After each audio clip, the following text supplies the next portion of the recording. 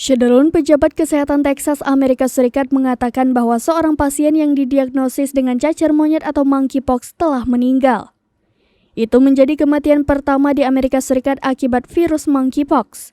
Pasien itu adalah orang dewasa dengan sistem kekebalan yang sangat lemah yang tinggal di daerah Houston, kata pejabat kesehatan. Kasus ini sedang diselidiki untuk menentukan peran apa yang dimainkan monkeypox dalam kematian individu tersebut, kata para pejabat.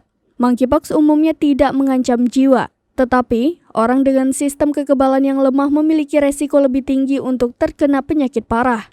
Pasien biasanya mengembangkan lesi yang sering terlihat mirip dengan jerawat atau lecet yang menyebabkan rasa sakit yang menyiksa. 8 negara telah melaporkan total 15 kematian akibat cacar monyet sejak wabah global dimulai tahun ini, menurut Pusat Pengendalian dan Pencegahan Penyakit. Kematian sebelumnya dilaporkan di Kuba, Brazil, Ekuador, Ghana, India, Nigeria, Spanyol, dan Republik Afrika Tengah.